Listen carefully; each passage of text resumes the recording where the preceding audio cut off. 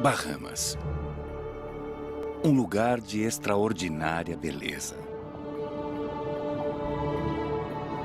Construída ao longo de milênios sobre uma base de corais oceânicos antigos. Em suas 3.000 ilhas e ilhotas, há um duelo constante entre a vida e a morte. Entre as criaturas mais assustadoras e mágicas do planeta.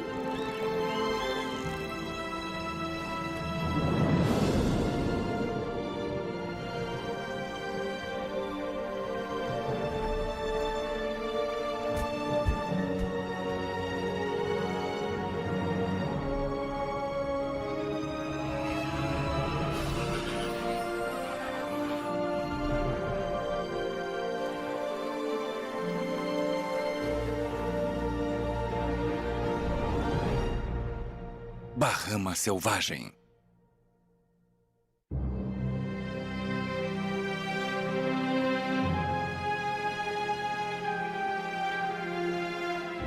Nas Bahamas, o mar cobre a maior parte da área do país.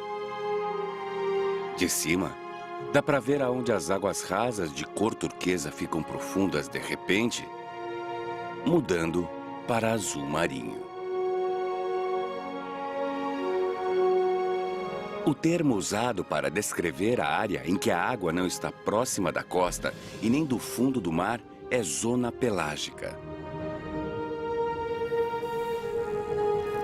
As criaturas que habitam a zona pelágica estão adaptadas para viajar longas distâncias em busca de comida, abrigo ou parceiros. Eles precisam conseguir nadar longas distâncias rápido ou mergulhar fundo. Alguns pegam uma carona. Parece até um deserto se comparado às ricas biomassas dos habitats costeiros. Menos de 10% das espécies marinhas ocupam este vasto habitat, criando um desafio para criaturas que procuram comida e pesquisadores que querem estudá-las.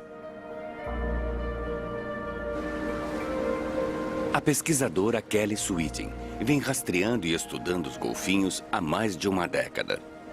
Ela patrulha essas águas com frequência. Existem vários locais em Bimini para onde os golfinhos sempre voltam.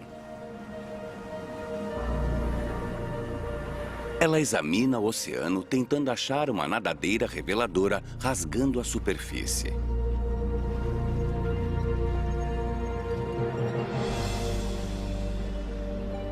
Os golfinhos pintados do Atlântico vivem nas águas mornas e costeiras do Oceano Atlântico. Eles nascem cinza e desenvolvem suas marcas distintas depois de adultos.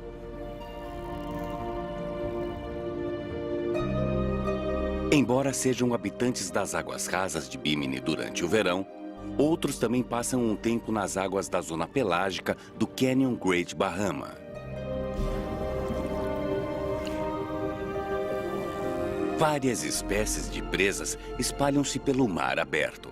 Alguns golfinhos viajam longas distâncias para encontrar cardumes para se alimentar.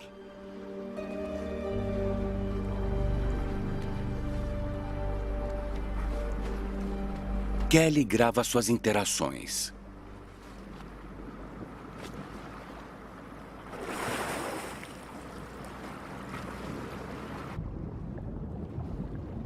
Os grupos de golfinhos são variados e geralmente mudam.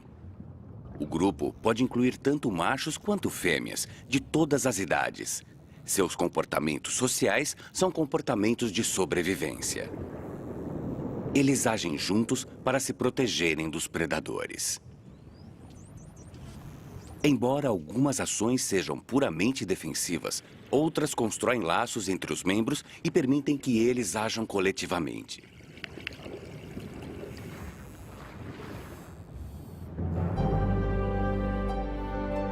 Eles demonstram e praticam esse ritual constantemente. Esse jovem filhote fica perto da mãe. Ele economiza energia com a onda de pressão maior dela e, às vezes, bate as nadadeiras para manter-se no caminho. Essa proximidade permite que ela amamente com maior facilidade, fornecendo conforto e segurança. Esses jovens já não precisam da atenção constante da mãe.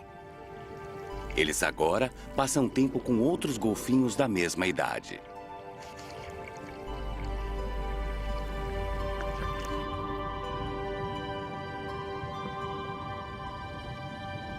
Os tubarões atacam golfinhos aqui.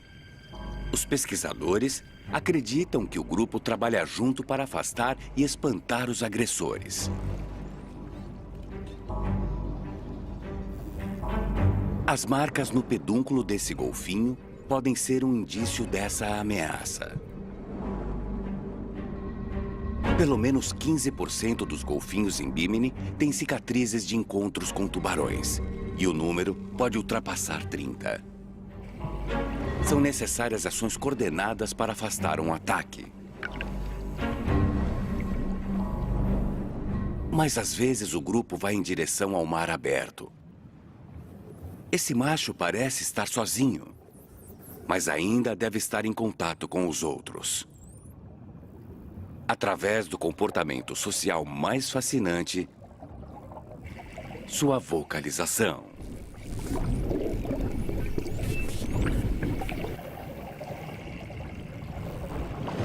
A Kelly registra os sons feitos pelos golfinhos, descritos como assobios, gorjeios, chiados e estalos. Ela é quase uma antropóloga decifrando uma crônica sem a ajuda do Rosetta Stone.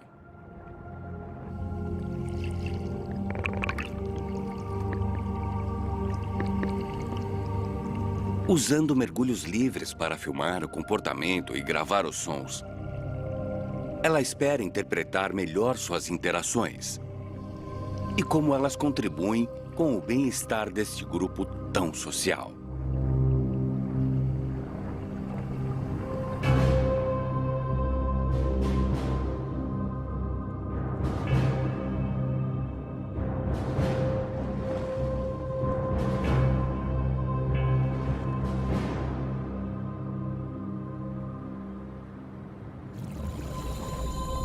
Em contraste, outras criaturas são mais solitárias. Esta é a tartaruga cabeçuda. Ela tem esse nome pelo formato curioso da sua cabeça. Os cascos dessas tartarugas medem cerca de 1 metro e elas pesam de 100 a 180 quilos. Essas tartarugas são criaturas abrangentes que vivem em 3 fases distintas da vida. Primeiro em praias, depois águas costeiras e em alto mar. Algumas fêmeas aparecem nas Bahamas depois de fazer ninho no Golfo do México. Elas viajam centenas e centenas de quilômetros pelas correntes oceânicas para outros solos, onde vão se alimentar e se preparar para seu próximo ciclo reprodutivo. As fêmeas que chegam aqui para se alimentar precisam sair da corrente do Golfo. Os cientistas acreditam que essas tartarugas tenham receptores como os pássaros migratórios, que utilizam campos eletromagnéticos da Terra para navegar entre os habitats sazonais. Existe também uma pequena colônia de tartarugas cabeçudas nas Bahamas. Agora é a temporada de acasalamento, que dura de março a setembro. Os pesquisadores especulam que esta fêmea esteja se preparando para botar ovos. As fêmeas retornam para fazer ninho nas praias de areia em intervalos de 2 a 5 anos, depois de alcançarem a maturidade sexual. Nesses anos reprodutivos, elas colocam cerca de 100 ovos a cada 12 ou 14 dias, entre 2 e 5 vezes por temporada de acasalamento. Seu maxilar resistente é usado para esmagar presas como caramujos, conchas e caranguejos que ela encontra no fundo do oceano. As tartarugas marinhas inalam a água para sentir o cheiro e o sabor e para localizar presas enterradas no lodo.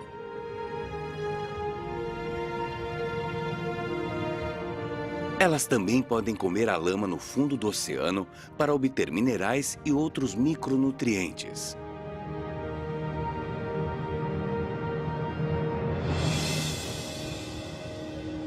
Essa tartaruga cabeçuda é seguida de perto por uma rêmora. As rêmoras têm uma nadadeira dorsal modificada que permite que elas se prendam a golfinhos, tubarões e tartarugas. As rêmoras gastam pouca energia para se locomover e provavelmente se alimentam dos restos da tartaruga.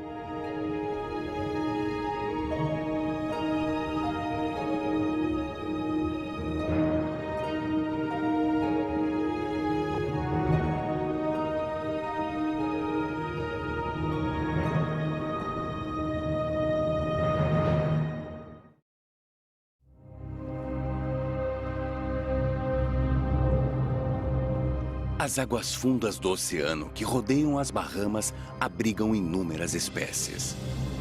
Algumas são residentes permanentes. Muitas outras estão apenas de passagem.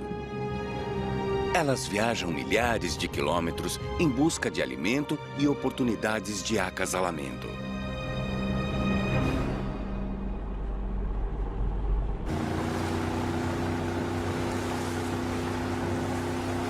No mar aberto, a bióloga Diana Claridge e sua equipe observam e escutam, procurando indícios de atividade. Eles observam distorções na água, esguichos de espiráculo ou saltos. Ao longo do ano, eles criam um registro fotográfico de cada uma das baleias e outros cetáceos que encontram. E também escutam para detectar os cliques característicos de mamíferos marinhos que estejam próximos. As cachalotes fazem barulhos tão altos que podem ser ouvidos a 10 quilômetros de distância.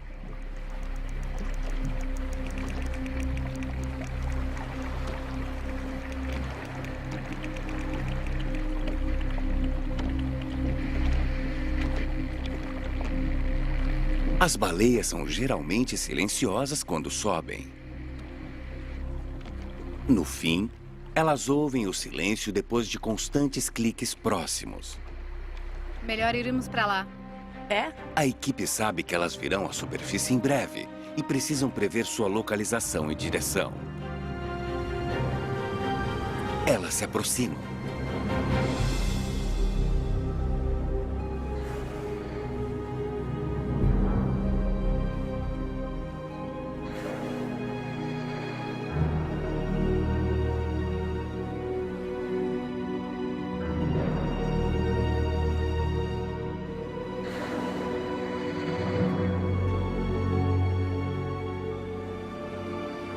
Conseguimos.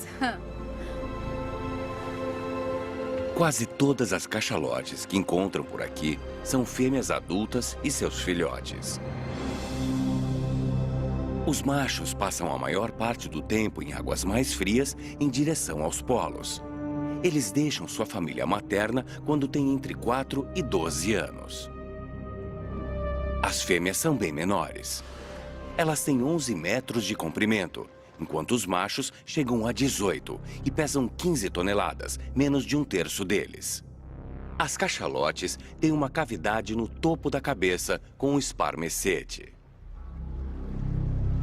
É uma substância oleosa dentro da baleia, que se torna cerume em contato com o ar. Os baleeiros acreditavam ser sêmen. As espécies de cachalotes são as únicas em que o espiráculo está assimetricamente posicionado do lado esquerdo da cabeça.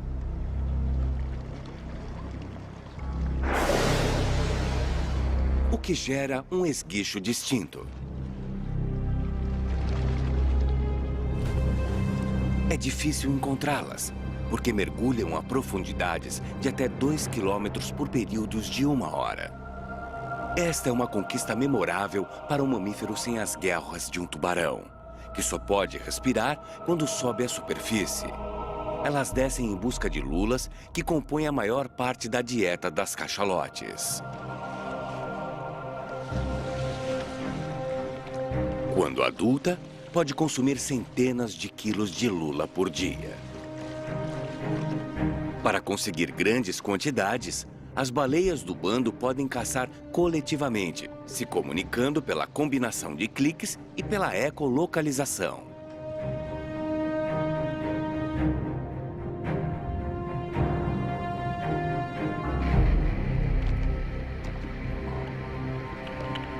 É uma linguagem rica e complexa.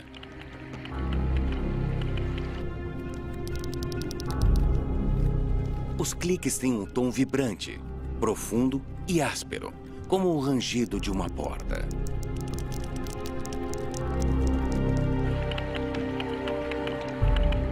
Charlotte Dunn, a especialista em acústica da equipe, mede as características dos cliques para calcular o tamanho da cachalote.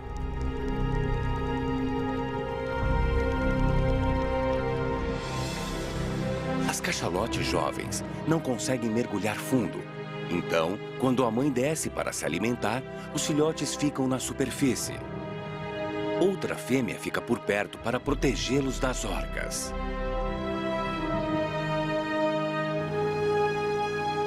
Essas baleias também passam um tempo na superfície para se recuperar dos desgastes físicos do mergulho.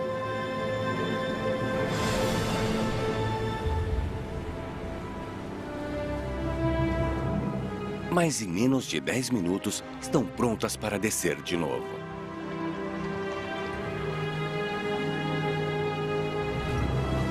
Essa baleia presenteia Diane com uma foto perfeita. A cauda de cada baleia tem um padrão único em entalhes que permite que sua identidade seja confirmada. Esta baleia tem sido rastreada por mais de 20 anos. Os peixes-piloto são a companhia misteriosa do galha branca. Os pesquisadores acreditavam que as duas criaturas tinham um relacionamento mutuamente benéfico. Mas os estudos agora indicam que o peixe-piloto é apenas um oportunista. Eles se alimentam dos pequenos pedaços que restam das refeições do tubarão.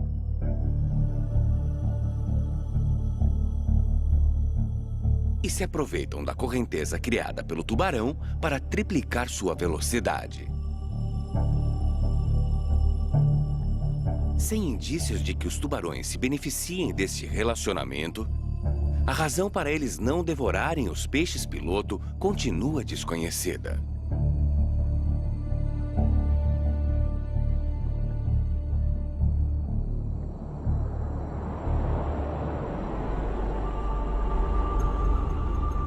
As Bahamas são líder mundial na proteção aos tubarões. Foi um dos primeiros países a proibir a pesca com palangre nos anos 90 e baniu completamente a venda de tubarões em 2011.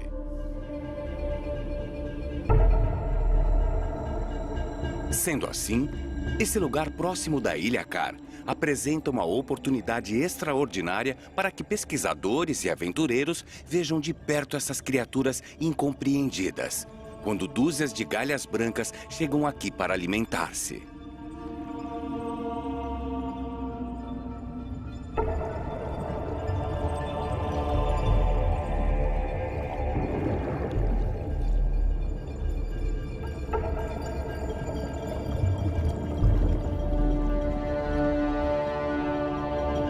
As mães geram seus filhotes por aproximadamente 1 ano depois do acasalamento. Os galhas brancas são vivíparos, o que significa que os ovos eclodem dentro das mães e os filhotes nascem vivos.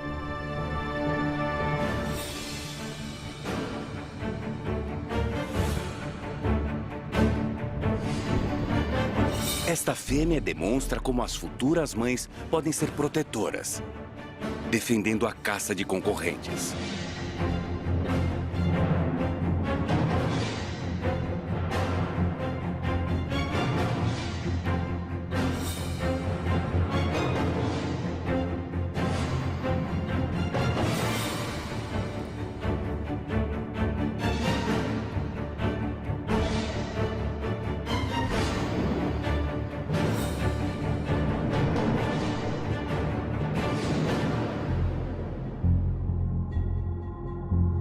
uma grande operação para estudar os galhas brancas, os cientistas daqui fizeram descobertas surpreendentes. Eles confirmaram que os tubarões viajam sozinhos por um raio entre 500 e 2.000 quilômetros.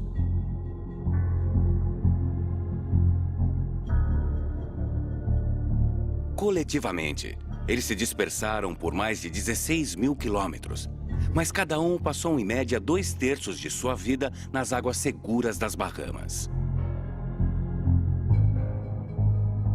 Os pesquisadores também descobriram que os galhas brancas podem mergulhar por mais de 1.000 metros de profundidade para conseguir alimento. Assim como os galhas brancas, a maioria das criaturas na zona pelágica está em movimento constantemente, buscando alimentos, parceiros ou refúgio.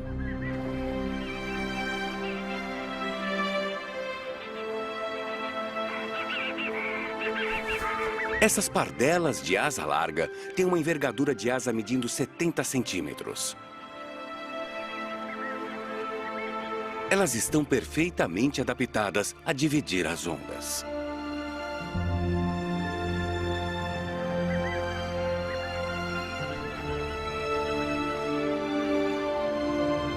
Elas capturam a presa escorregadia com os bicos serrilhados.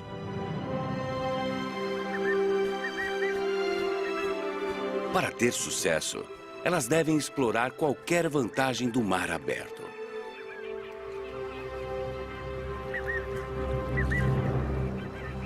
Mesmo algo tão insignificante como a erva marinha.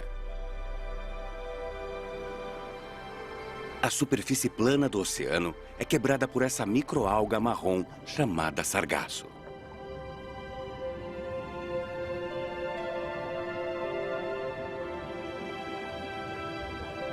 Batizada de acordo com a palavra portuguesa, que significa pequenas uvas, ela tem pequenas bexigas de ar que a ajudam a flutuar.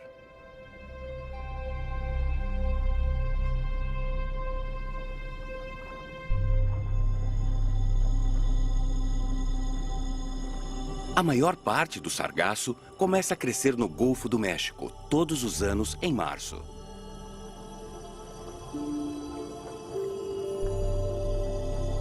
Com o tempo, ele se espalha com a corrente do Golfo.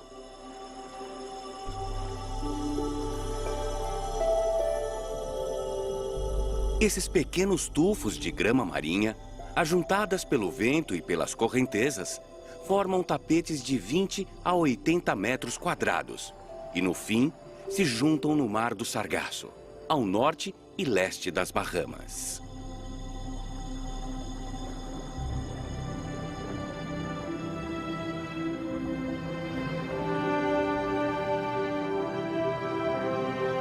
O sargaço oferece várias soluções para criaturas da zona pelágica. Ele fornece alimento, abrigo e até mesmo um meio de transporte. As tartarugas marinhas jovens se locomovem entre as folhas para se alimentar até que sejam grandes o suficiente para retornar às praias das Bahamas. Outras criaturas marinhas se escondem na superfície para se alimentar de plânctons invisíveis. Em troca, alimentam caranguejos, camarões e anêmonas, enquanto os peixes maiores e predatórios se aglomeram embaixo.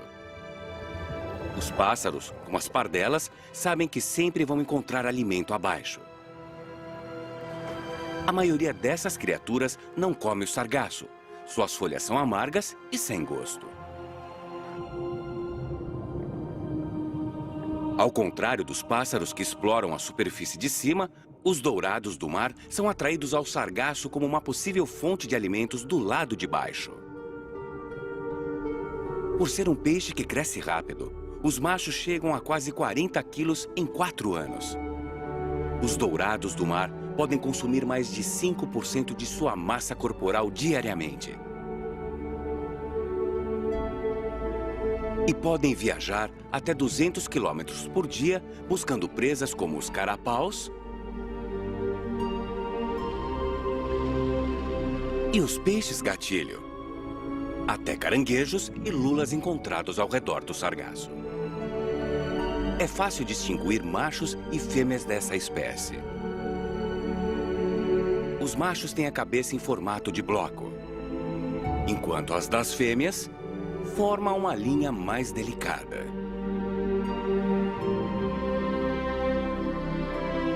No mar aberto, onde tudo se alimenta ou vira alimento, a probabilidade de um dourado do mar sobreviver até 1 ano de idade é mínima.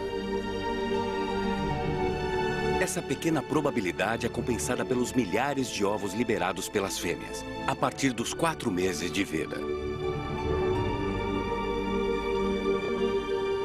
Como cresce rapidamente, este peixe provê alimentação abundante para os habitantes maiores da zona pelágica.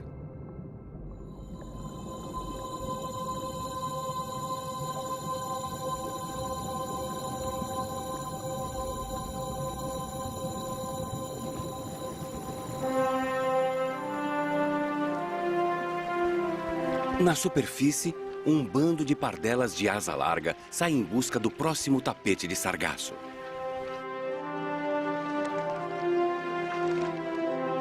Uma foi deixada para trás, claramente ferida.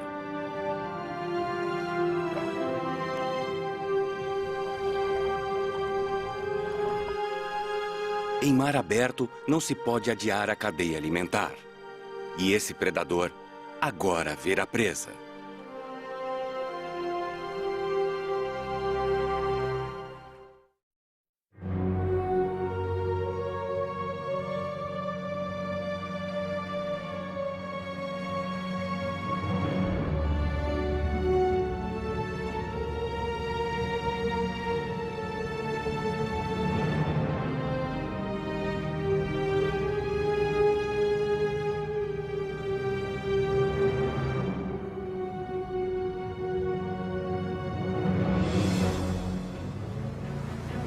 Em uma região chamada Canyon Great Bahama, cientistas procuram a baleia bicuda de Blainville.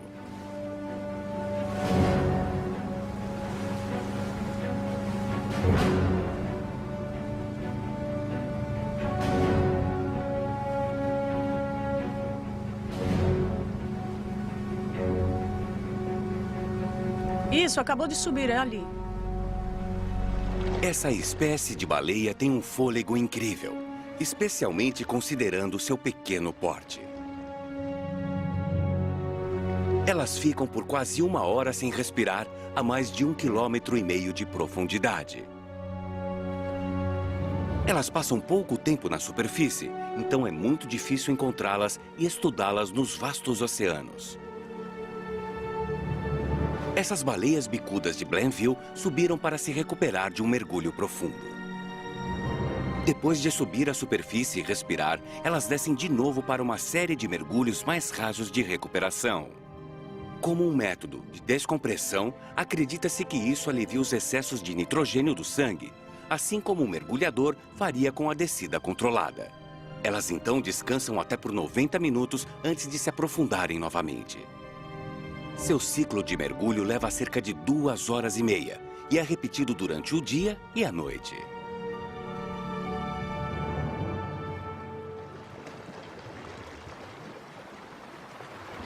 Quando elas sobem de novo, a pesquisadora Elizabeth Burgers pula para recuperar a única coisa que elas deixam para trás.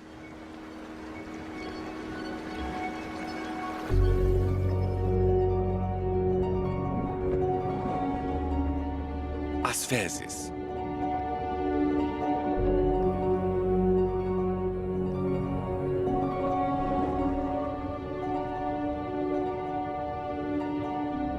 Testando essas amostras, ela descobriu que as baleias bicudas de Blainville se alimentam principalmente de uma variedade de espécies de lulas, mas também de peixes e crustáceos.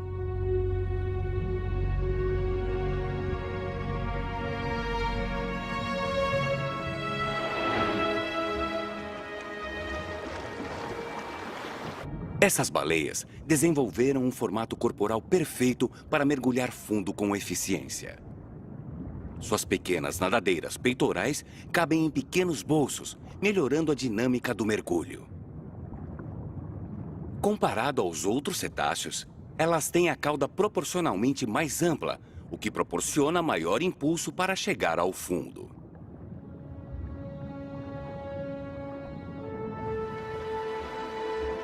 Essas baleias bicudas geralmente viajam juntas em grupos de até 11 e geralmente mergulham simultaneamente.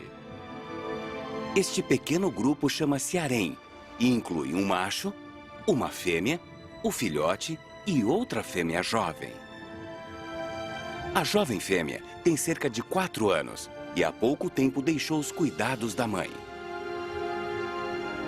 Ela conviverá com um grupo de fêmeas adolescentes até alcançar a maturidade sexual.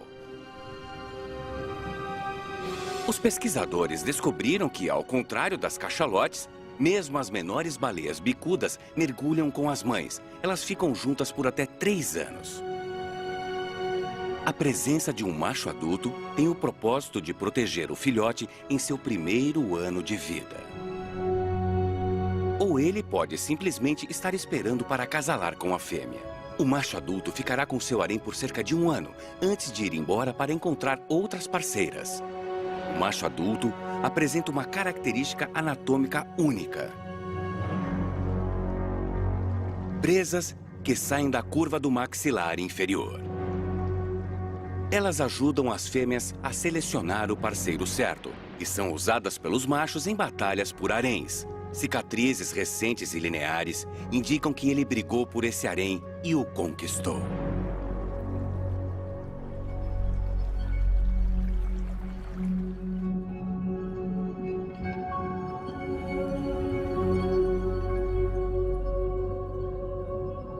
Todas as baleias bicudas apresentam cicatrizes arredondadas feitas pelo cação charuto. Com o tempo, elas acumulam mordidas desse parasita noturno.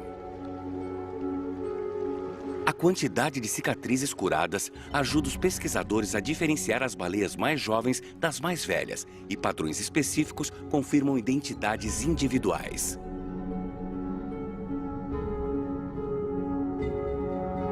O período de descanso acabou e as baleias bicudas de Blainville se preparam para mais um mergulho. E novamente, elas desaparecem de vista.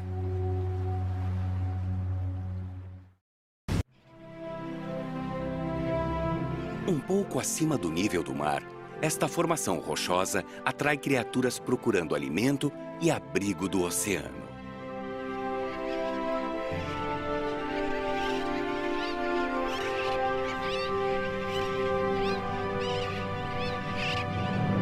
Apesar de raramente se alojarem e conseguirem dormir enquanto voam, as aves da zona pelágica, como as andorinhas do mar escuras, usam essas rochas fora da costa na época de acasalamento.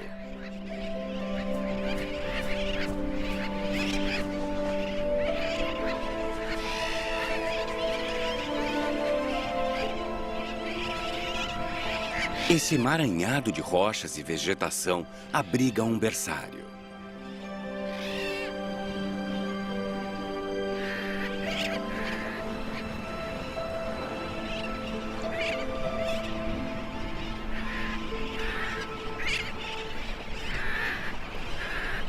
Os ninhos são feitos de uma pilha de pedras e alguns galhos soltos.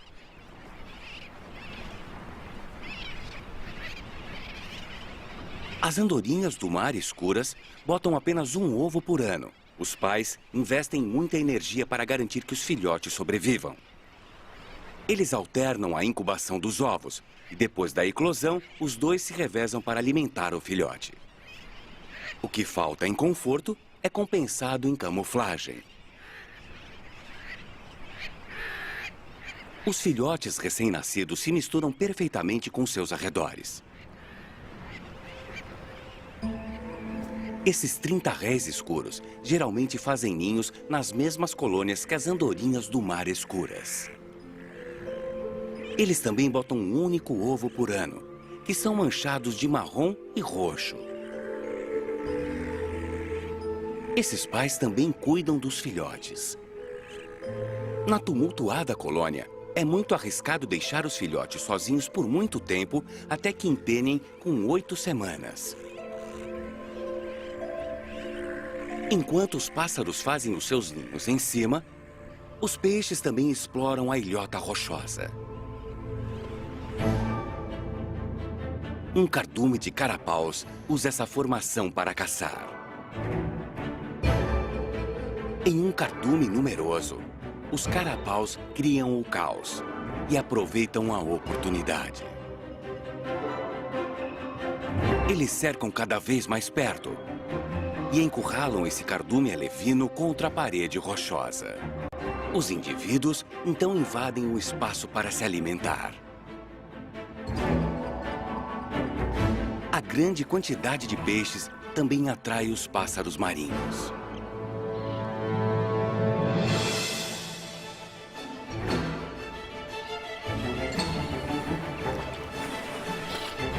Como mísseis, os 30 réis róseos mergulham de cabeça em busca de peixes. Eles abocanham um peixe e se afastam.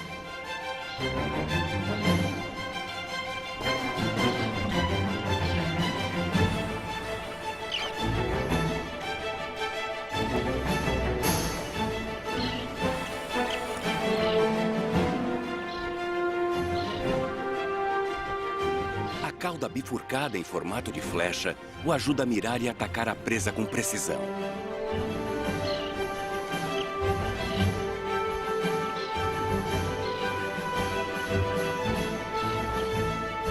Vendo a movimentação, os 30 réis escuros e as andorinhas do mar escuras se aproximam para participar.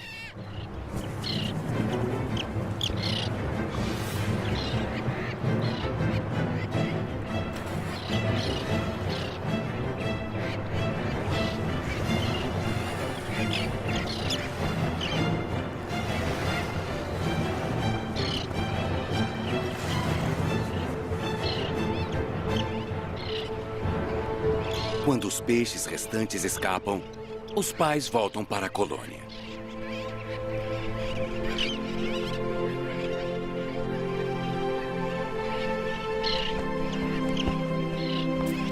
Para alimentar os filhotes e descansar de novo.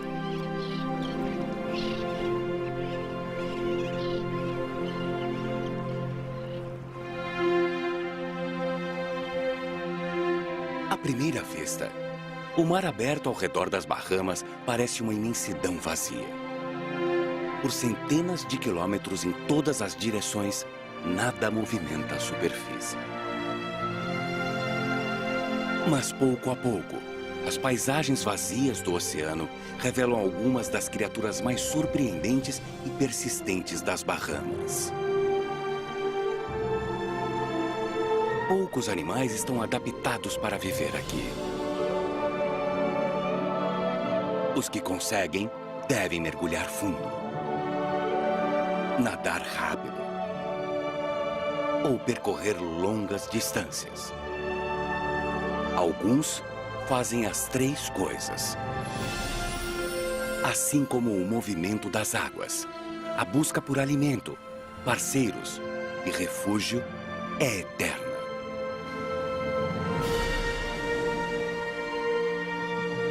Sua missão aqui é bonita e inspiradora. Um tesouro dado e recebido pelas Bahamas.